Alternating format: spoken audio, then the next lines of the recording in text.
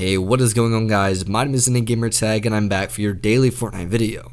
In today's video, I'll be sharing with you guys the best settings in Fortnite, specifically pertaining to controller players. So if you're playing on Xbox One, PS4, Nintendo Switch, or simply using a controller on PC, then this video will help you. So if you guys find today's video enjoyable or helpful, a like would be very much appreciated. On the contrary, if you genuinely dislike today's video, then by all means feel free to leave a dislike as well. And if you're new around here and would like to see more daily Fortnite content like this in the future, then feel free to subscribe as well as turning on those post notifications. Anyways, let's get right into the video.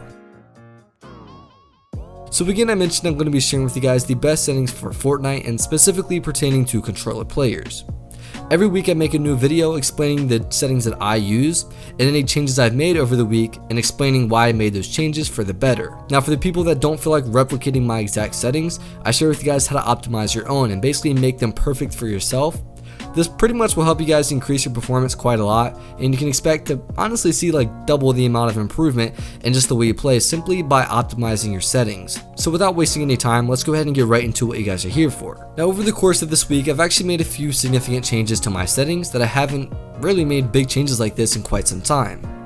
So we're going to hop right into the sensitivity settings first of all, and then we're going to switch on over to miscellaneous settings, then keybinds, and then lastly talk about dead zones. So my X and Y sensitivities are both set to 0.750, and the reason I've actually increased them from last week is because I've been playing more often.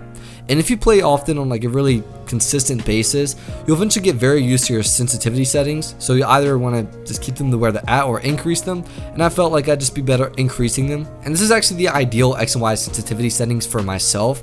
This is what I try to keep it at for majority of the time I'm playing. However, if I'm not playing on a consistent basis, I definitely will have to lower it like I've done in the past couple of weeks. However, now that I'm playing pretty much every day, I just found that it suit my needs better if I were to raise them to both 0.750. And I'd also like to mention that X and Y sensitivities only are going to affect when you're free aiming. So basically when you're running around and looking around without aim down in a weapon, then this is what it'll affect.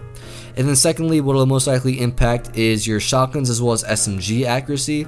And the reason it'll affect these two over pretty much any other accuracies is because for shotguns, about half the time that you're taking shots at someone, you're not aiming down, you're simply free aiming. And same goes for SMGs. About 25% of the time, you'll be hip firing, which means you're not aim down sights. So X and Y sensitivity again refers to free aiming, as well as hip firing with shotguns and SMGs. So definitely improving the accuracy with both of these is going to be very important and crucial. Next, moving on to our targeting sensitivity. I have mine set to a 0.300, and this is the same as last week. I'm aware that this is probably lower than what most of your guys' sensitivity setting is for target sensitivity. And the reason I have mine a lot lower is because with the release of Season 9's new transportation system, the slipstreams where people can basically fly, it just makes the player models move so fast. So I felt like if I had it lower, it would just be easier for me overall to track them and keep my accuracy at a pretty steady rate whilst they're flying through it. Due to the fact that a lot of times when I'm in a 1v1 scenario or just in a general gunfight, this is typically what's used to disengage the fights if I have the upper hand or advantage on players. So definitely taking my final shots at them and trying to get every little chip off of their health that I can, and this is going to be very important. On top of this, having a high sensitivity setting for targeting overall, you'll typically see a loss in accuracy. So what I'd recommend doing, if you guys have it at like a 0.5 or a higher for your sensitivity setting for this specific one, just lower it half a placement. So if it's at 0.5, lower it to a 0.450. Let's say if it's at a 0.95, then lower it to a 0.9. So you guys can basically see what I'm trying to explain here. Reason being is because a lot of people think that the accuracy is good and they don't think it can get that much better. So they keep their setting at what it originally is at, which is quite understandable. However, if you do decrease it, I promise you'll more than likely see an improvement in accuracy.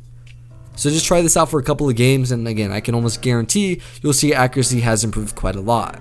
In fact, that's basically what I did. My targeting sensitivity was at 0.330 for months and months and months, and I decided to lower it to a 0.300, and it's helped me tenfold. And basically, if you guys did not know, the targeting sensitivity refers to when you're aim down sights with weapons. So typically, ARs is what we usually will use most of the time, as well as shotguns and SMGs.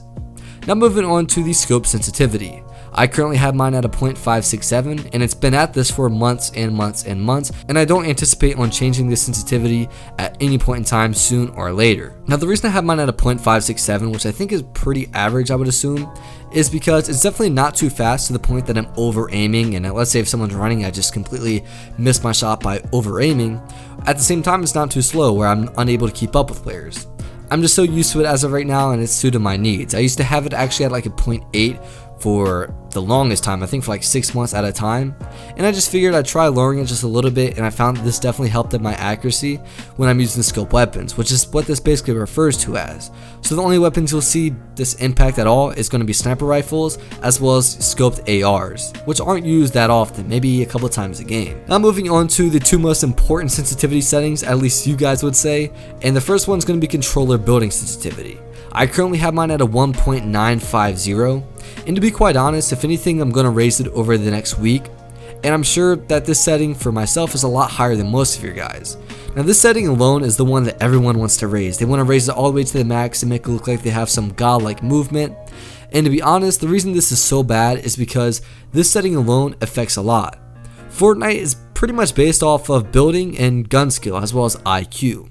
So if you take 1/3 of that, which is building, and you just make it to the point that you're out of control with it, your overall performance is going to decline at a rapid pace. So I understand a lot of you guys of course want to raise your building sensitivity, so here's how you can do that and raise it the fastest way that you can without basically losing all control over it. So let's say you have it at a 1.30 right now and you want to raise it to like a 1.9. Well, we can't raise it that drastically, because if you take it from a 1.3 to a 1.9, again, you're going to have absolutely no form of control over it, and it's going to feel so unnatural. So we want to raise it in small increments, and this is what basically I did from a 1.1 all the way up to a 1.950 now, over pretty much the course of maybe 3 to 4 weeks. So let's say again you have it at a 1.3 and you want to raise it. Simply raise it to a 1.35 or even a 1.4 if you're feeling bold. I wouldn't recommend changing it or raising it higher than basically 1 decimal place. The reason we make it at these small increments is because although these are kind of drastic changes, they're not too significant to the point that you're going to basically be out of control. So change it, and then once you're used to it, maybe after 3 or 4 games of solid building, then you can raise it again by the same increment. Once you're comfortable and feel like you can move on again, then basically repeat the process. Raise it, then once you're comfortable, raise it again, continuously do this over and over again, and you'll typically find a place where you plateau, meaning you're so comfortable and you don't feel like raising it because it just suits your needs so well. That's why I've kept mine at 1.950 for probably 3 to 4 months now, and to be honest, I think if anything, now is the time that I'll raise it due to the fact that I've gotten so comfortable with it. I think it's about time I can raise it to maybe 1.975, or if not, the max setting at a 2.000. Now moving on to the editing sensitivity, another one that is commonly talked about and what a lot of people want to raise it up. This one, I personally think that you could have it all the way at a 2.000, no matter if you're comfortable with it or not. Reason being is because editing is actually a completely different aspect than building. Now editing, no matter what you do, you're gonna run into errors. It's the way it is, especially on console, because the editing mechanics are actually set up very differently than PC, and we're kind of at a hindrance or a disadvantage. So if you were to have your editing sensitivity at a 1, you're still going to run into the same amount of errors as if you were to have it at like a 2.000. So I personally recommend everyone has theirs at the max, and eventually you'll get so used to it, it'll just feel natural. And basically overall, this just allows for quicker edits. So you're doing the same motion but in less of a time. So this is why I personally recommend you have it at the max setting. So that's all for the sensitivity settings. If you guys want to know how to optimize them, for instance, let's use X and Y sensitivity for example. So basically raise it from what it is right now about 1 decimal place. If you feel like that has made your overall performance way worse, then lower it a complete decimal place from what it originally was. Increase your sensitivity and decrease it in small increments depending upon how you feel about it, and eventually you'll find your perfect setting, and this is essentially how you optimize them. So you can do this for every exact setting, and that's basically what I've done. Now I just adjust them accordingly. Now moving on to some of the miscellaneous settings that I recommend you guys have on or off. So the first one is sprint by default, and I'll explain the importance of this one when I go over keybinds. However, no matter what your keybinds are, I feel like sprint by default should be on because there's never a time you shouldn't be sprinting. The only time you shouldn't be sprinting is if you're crouching, and when you crouch, sprint by default is not in effect. So this is why sprint by default should be on. Just basically every pro player or most competitive players for Fortnite use this setting, and that's essentially why.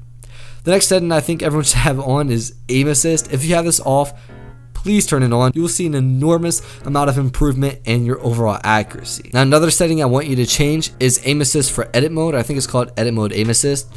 and this is defaulted to on, and we should definitely turn this off. And the reason being is because when you try to make edits with the edit mode aim assist on, it'll kind of predict what edit you're going to make, which isn't something the game can predict realistically accurately. So let's say you're trying to make a simple 3 square corner edit, it'll try to predict that you're going to make a door edit, and it'll kind of like pull you over in that direction. So turning this off just allows us to have more control over our edits. Now the 2 settings I want to talk about lastly are the ones that are commonly talked about and debated over. The first one is going to be auto pick up weapons, and I personally think everyone should have this off. And the reason being is because, first of all, the setting alone is kind of wonky, and a lot of times it doesn't necessarily work. And at the same time, if you were to get like an elimination and players were to drop all their weapons, if you were to run through it like you typically do to pick up ammo and materials, it'll basically automatically pick up weapons that you probably wouldn't want to pick up in the first place. So this is why I recommend you have it off. And then the second setting that I wanted to talk about that a lot of people kind of debate over is auto sort consumables to the right.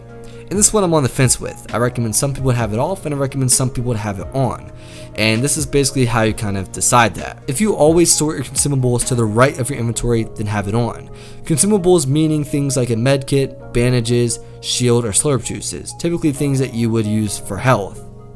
However, if you don't always have them to the farthest right slots, then definitely turn this off. I personally prefer to keep my healings, or consumables rather, on the 4th slot. So I don't keep it all the way to the right, so I personally have this off. Now moving on to another setting that I have changed that a lot of you guys might actually find as a surprise, and this is actually my brightness.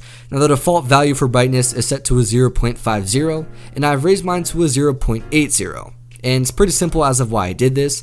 Basically in dark areas where it's like shaded or there's a shadow or whatever, it's just easier to spot out players, and basically the opponents in the game just appear brighter. So for instance, like a Dark Knight or any skin that has like a black outfit on are typically kind of hard to spot in dark areas. Definitely not impossible, but definitely not over the top easy. So by raising my brightness, it just basically makes me have better awareness of everything around me, especially in dark areas. So that's essentially why I have this on. Now moving on to keybinds, what I know a lot of you guys are actually looking forward to, because in the past couple of weeks I've been hyping up my keybinds for quite some time, saying I'm about to make drastic changes that you guys probably would like to be aware of.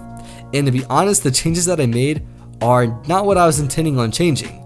I just kind of stumbled across these and it's done me beyond justice, and I love my new keybinds. I personally think these are close to the best keybinds in the game for controller players. Now, the keybinds are pretty similar to what they have been, and if you're new to my video, I'll explain my keybinds right now.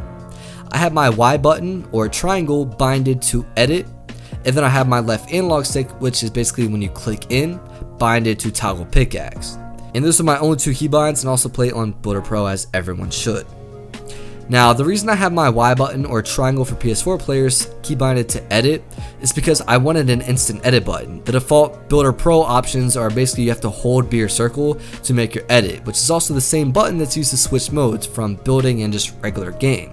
So this is always bringing up complications. Sometimes I try to edit and bring out my blueprints, and then vice versa.